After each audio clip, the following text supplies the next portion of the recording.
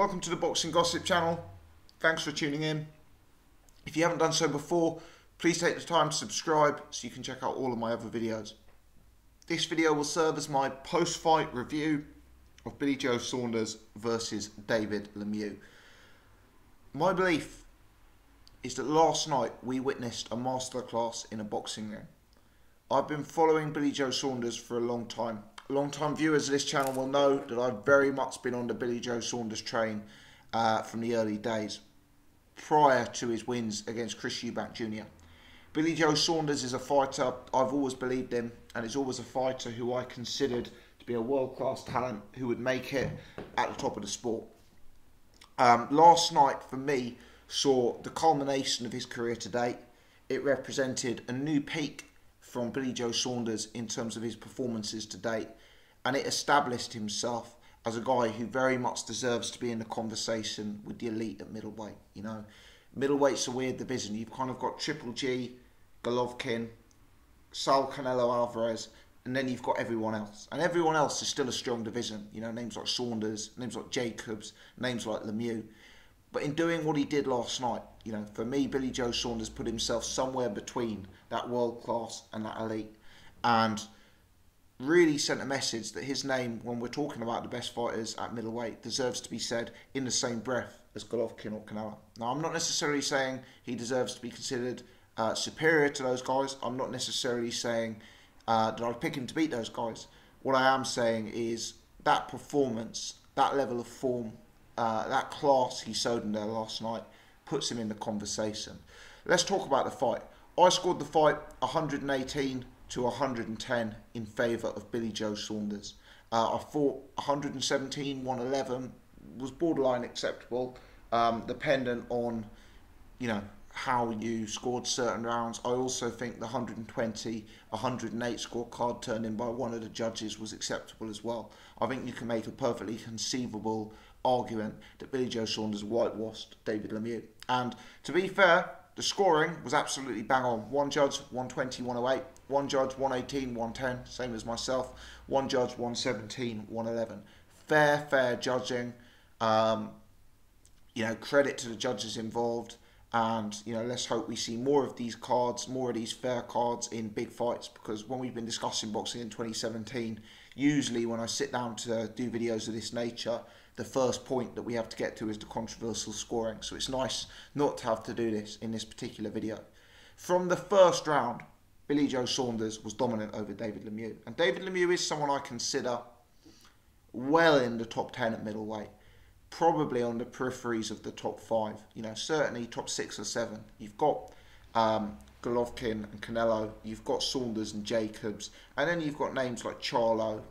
I think Lemieux's sort of in that kind of mix. 5, 6, 7, 8. That sort of position in the middleweight division. But he's an experienced campaigner. He's a guy who's fought at the elite level. He's a guy who's been in there with Gennady Golovkin. He's a guy coming off a big knockout win against Curtis Stevens. He's got real power. He's got big fan base. And Saunders went to the guy's backyard, to the bigger puncher's backyard, and he took David Lemieux to school. From the first round, the difference was evident. Billy Joe Saunders was running rings around David Lemieux. I thought, for me, in Billy Joe Saunders, it was probably the best legs, the best movement that I have seen from Billy Joe Saunders in his career to date. He was up on his toes. He was moving laterally. He was using the size of the ring to his advantage. He was switching directions, going left, then going right. He was making himself impossible to hit for David Lemieux, etc. There was a huge foot speed advantage and a huge footwork advantage from Billy Joe Saunders. You know, David Lemieux, after the fight, complained that he had hurt his left hand, which stopped him from fighting the fight he wanted to fight. For my money, he lost the fight before we even consider his hands. You know, he lost the fight with Billy Joe Saunders' vastly superior speed, footwork, lateral movement, etc. Saunders was making him swing and miss. Saunders was elusive. David Lemieux looked like he was chasing a bar of soap in the bath. You know, he could not get hold of Saunders, who was incredibly elusive, incredibly slippery throughout the 12-round performance. I thought Saunders picked David Lemieux absolutely a part in the early rounds. And let me say, when I did my pre-fight video, I got a lot of comments, especially from viewers in America and Canada, and viewers in America and Canada who are long-time viewers who know their boxing. But there was a perception in those parts of the world that David Lemieux was going to destroy Billy Joe Saunders. A lot of fans kind of believed Billy Joe Saunders didn't hit hard enough, wouldn't be able to keep David Lemieux off him, and would be run through in a matter of rounds. What we saw was a classic example of why power is not the only attribute needed in boxing. David Lemieux, could he have gone through Billy Joe Saunders? Possibly. But he couldn't get to Billy Joe Saunders to find out. And that was the key problem in this fight for David Lemieux. Lemieux's ability to cut down the ring was very, very questionable. He came forward, he was slow-footed, he was throwing single punches, he was teeing haymakers up, swinging wildly and missing even more wildly. Sometimes he was winging in punches and missing by so far. Saunders had time to watch the punch go into the crowd and showboat before, going back to his boxing game. It was, it was that bad. David Lemieux, unfortunately, had no plan B whatsoever. Compared to Saunders, he looked like an incredibly basic one-trick pony in there. Saunders was a huge level above in terms of class, and Lemieux looked completely out of ideas, completely frustrated from very, very early on in the fight. It was really, really impressive. A few bits that impressed me about Billy Joe Saunders' performance. His timing with his footwork. Every time Lemieux came into range, you'd see Saunders doing a subtle step back or a pivot to the side, just constantly controlling the distance, constantly having the fight at the range he wanted. So when the smaller man, certainly the smaller man in terms of height and stature, lunged in David Lemieux, Saunders was able to just angle out of the way. His timing was to perfection. His timing of his jab was good, and the jab was a feature throughout the course of the fight. Saunders doesn't have a Vladimir Klitschko kind of jab. He's not really that kind of fighter. He's not someone who stands there and throws his weight behind punches. He's a constantly moving, constantly dancing, evasive opponent. He's jabbing on the move, but he times it so well. It's so fast. It's so accurate. It was a scoring punch throughout the course of the night. Saunders' reactions were just sublime for me. Whenever Lemieux was there, it wasn't just the footwork. We've talked about the footwork. We've talked about the lateral movement. It was the upper body movement. I don't know if you guys noticed this, but it was the upper body movement. It was the way he was bobbing and weaving with his shoulders, constantly changing the angles, constantly changing the distance with his upper body. Really, really, really making things hard for David Lemieux. And throughout the course of the 12-round fight, how many notable punches did David Lemieux land on Saunders? I don't know the answer, but seriously, it would be a minimal amount of notable punches that David Lemieux was able to land on Billy Joe Saunders. It really, really was a one-sided fight in that sense. Perhaps what for me was the most impressive moment of the fight was actually round 7. Billy Joe wins the first 5 rounds. Round 6, he comes out and wins round 6, but for me, it's Lemieux's best round at that point of the fight. You're just starting to wonder. Us guys who've been watching Billy Joe Saunders for a decade, we remember the Chris Eubank Jr. fight, where Saunders swept the first 5 or 6, and then started to fade. We remember the John Ryder fights. We remember the Nick Blackwell fights, where Saunders took a very, very strong early lead and got into a scrap later on in the second half because the stamina started to sap, the movement started to sap, etc. In round 6, I was thinking, right, Saunders has started well, he's shown his class, but Lemieux's still in this fight. He's starting to come forward. He's had his first round where he's been competitive. This could be a turning point in the fight. We can't have Billy Joe fade like he's faded in fights before. Round 7, Billy Joe Saunders comes out and he puts a beating on David Lemieux. And I don't think it's an exaggeration to say it was a beating. Look at David Lemieux's face after the fight. You can see this is a guy who took punishment. For my money, in the 7th round, David Lemieux was hurt from 2 or 3 punches. He really was. Saunders was timing perfectly. He's got a very varied arsenal of punches. Hooks, lead straight punches, etc. It was even an uppercut on occasion. Round 7, just as you were wondering if Lemieux was starting to get into the fight, Saunders has his most dominant round. And for me, Lemieux was wobbled on 2 or 3 occasions in that particular round.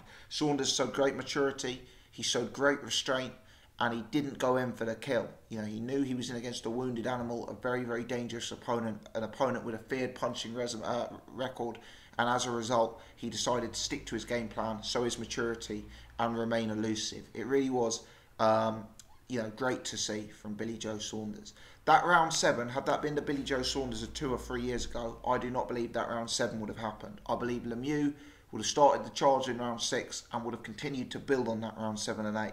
But Billy Joe Saunders, you've got to give huge credit to him and huge credit to Dominic Ingle for helping to facilitate the change, but you've got to give credit to Billy Joe Saunders for making those changes to his camp. You can actually see it physically at Billy Joe when you look at him at weigh-ins. I've been to Billy Joe Saunders weigh-ins.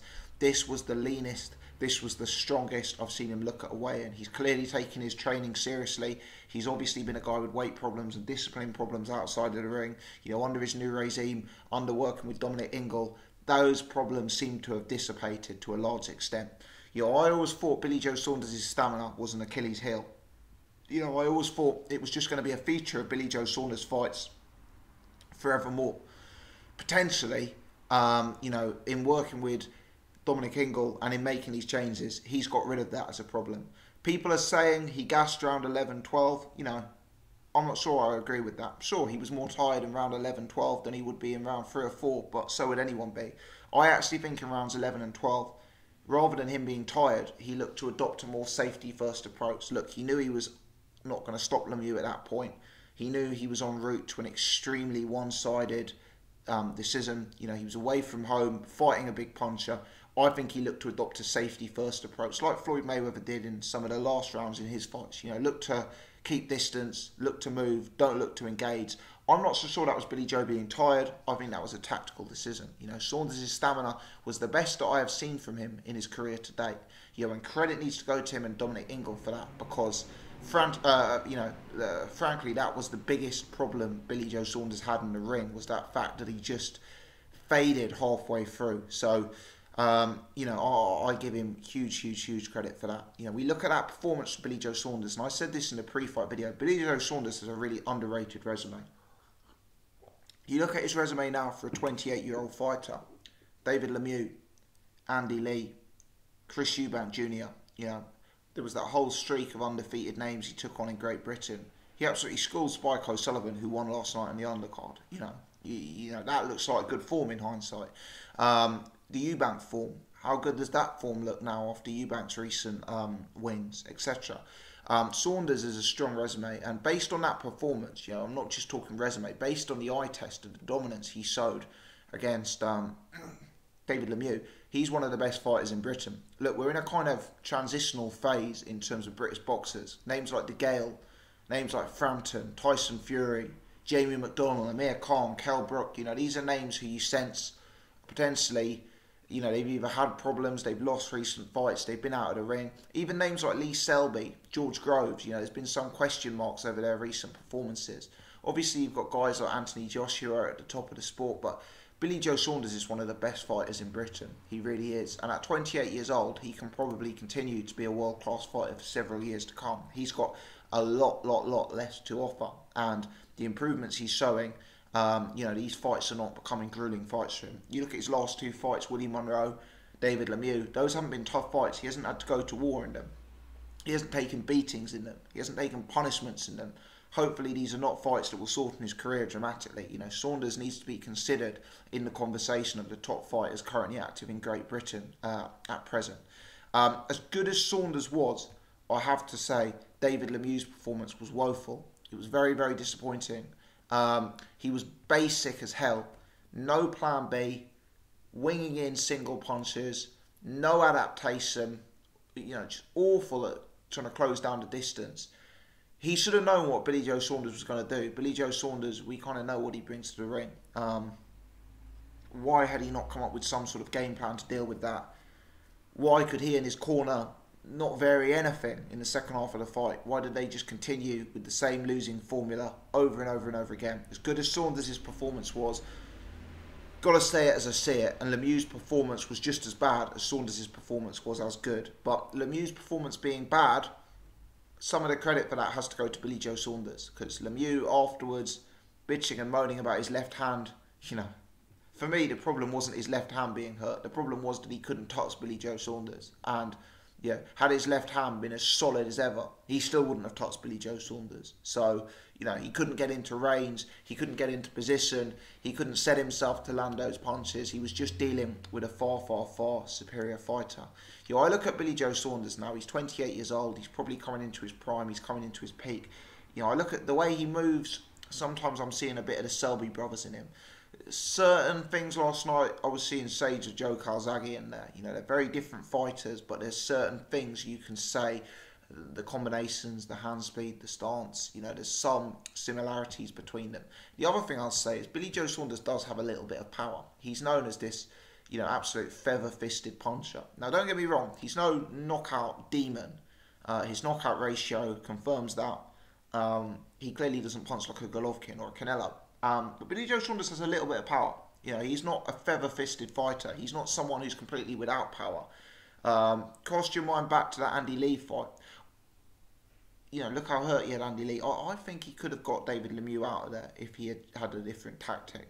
I'm glad that he didn't because, you know, I think he boxed smart and boxed to orders, which you want to see in a fighter like Billy Joe who's had discipline problems in the past.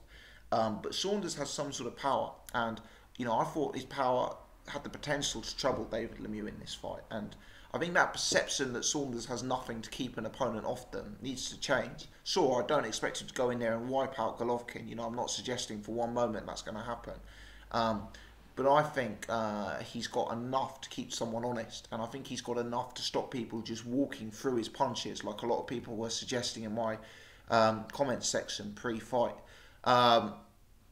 So there we are. A lot of people asking about the Eubank fight, obvious reasons. I think, to be honest, the Eubank fight is always going to be a fight that is going to be talked about whenever Billy Joe Saunders comes up. Look, I've changed my opinion on that fight. I've kind of flip-flopped. For me, there was I picked Billy Joe Saunders in the big first fight. Got a lot of stick for that, but I was very confident picking Billy Joe Saunders, and he delivered. After that first fight, it looked to me like Eubank had improved substantially and Billy Joe Saunders had regressed substantially. Now, based on that performance, it looks like both of them have progressed substantially. Because of the type of opponent Chris Eubank Jr. has been in with, subsequent to his loss to Billy Joe Saunders, we are yet to see if he has ironed out the problems that Billy Joe Saunders caused him. The type of opponents he's been in with, Chudinov, Spike O'Sullivan, Quinlan, the guy he fought in the first round of the Super Series, they've been flat-footed opponents. They've been slow. Eubank's kryptonite for me is movement. He's someone who likes to set his feet. He's someone who likes to throw power punches. He's someone who likes to be able to position himself on opponents, impose himself and bully them. What he is not as good at is boxing from range, having contests of the jab and moving around the ring or setting punches against a moving target. You know, I've been talking about this on this channel now for 4 years, but you look at all that training he does in that stationary wall bag or in that heavy bag, setting his feet, just going over and over and over and over again with the hook, or, you know, up and up and up and up with the uppercut. You don't really see him doing a lot of pad work. You know, you don't see him against a target that's kind of moving, at least not from the clips he released via his Snapchat and via his Instagram and that sort of stuff. I just think personally that the movement, and I don't just mean the footwork, you know, but the sort of the upper body movement, the head movement of Billy Joe Saunders could potentially cause Eubank just as many problems in a rematch as they did in the first fight. Now, granted, Eubank has improved dramatically. He's far more experienced. He's been in far bigger fights. I do believe he's approaching fights tactically in a more mature and sensible manner. And despite his lack of experience in that fight, Eubank did run Billy Joe Saunders close. And Eubank is a much bigger man than Billy Joe Saunders, in my opinion. So, I don't rule Eubank Jr. out of that fight. I believe he could cause more problems, in fact, than he did in the first fight. In the first fight, I kind of see Saunders winning the fight easy and getting tired. Now we have Saunders who may get a bit less tired, but maybe it'll be harder for him to win easy because Eubank has progressed. There's obviously a lot getting in the way of that fight happening. The Eubanks and Frank Warren don't appear to have the most harmonious relationship. Eubanks is going to be fighting George Groves next time out. And if he wins, he's going to be fighting Callum Smith or Jürgen Bremer in the World Boxing Super Series for huge money. So I don't suspect that fight happens anytime soon.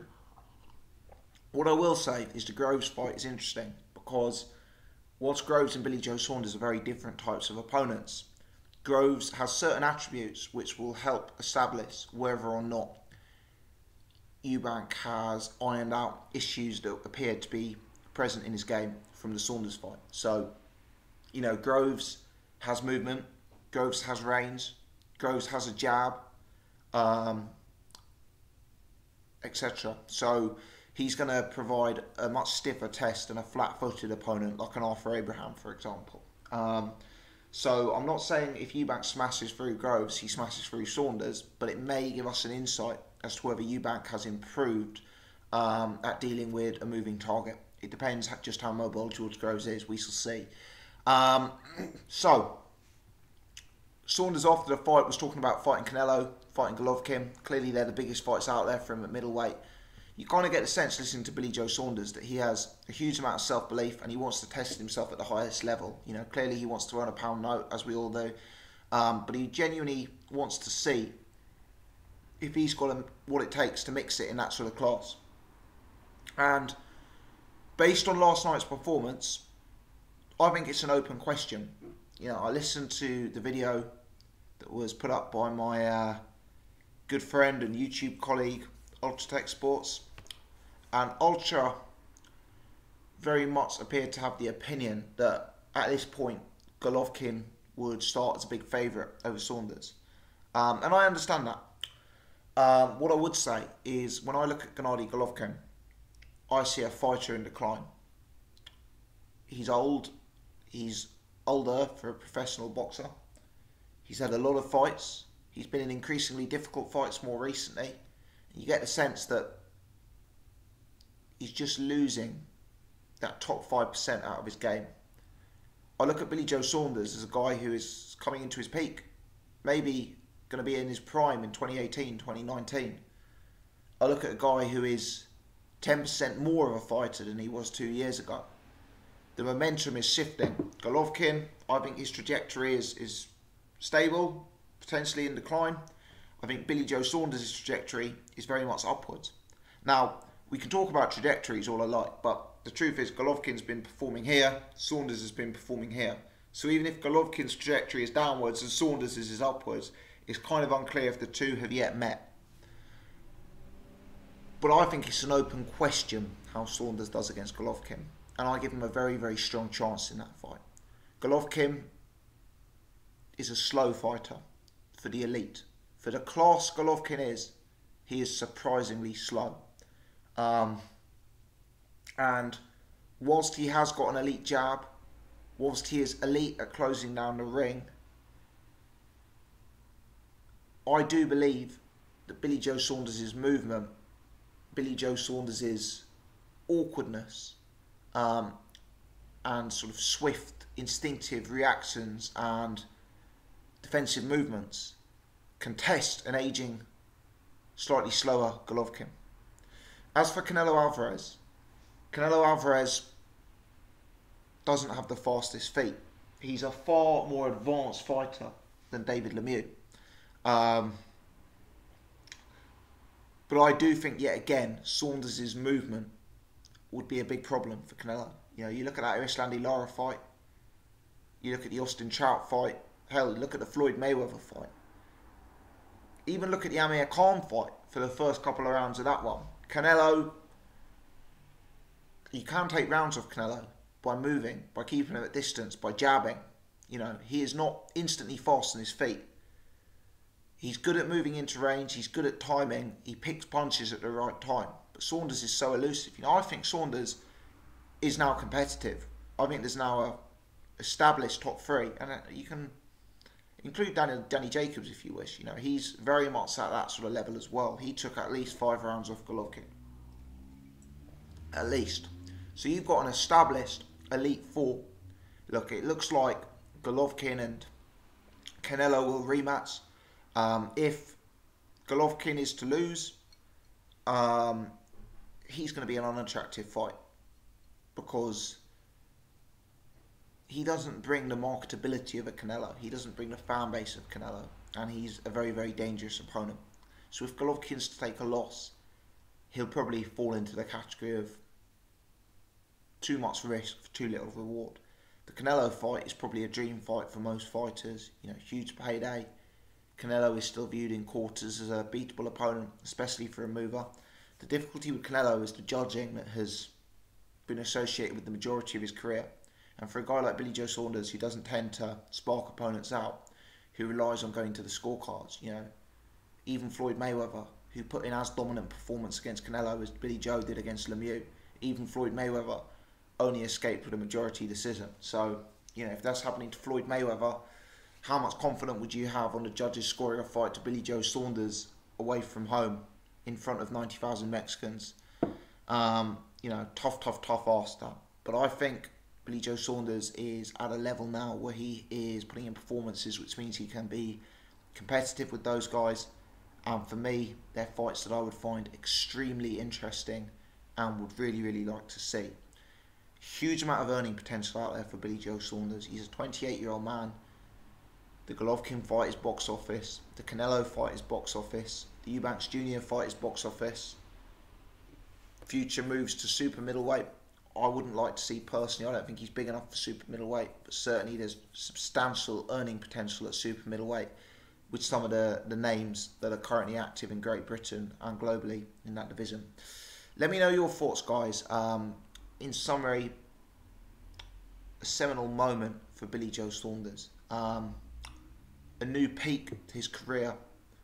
A performance that hopefully allows the whole world, the US, North America, to see the talent that those of us who've been following Billy Joe since his debut have seen, and a performance that should establish him as an elite fighter on the world scene. David Lemieux, very poor, out of ideas, no plan B, beaten and outclassed. And Billy Joe Saunders sets a new peak from both a resume and a performance perspective. Let me know your take. Leave your comments in the section below. If you've enjoyed this video, please hit thumbs up. If you're new, you haven't done so before, please press subscribe. As always, appreciate you guys tuning into my channel. Thank you very much for tuning in.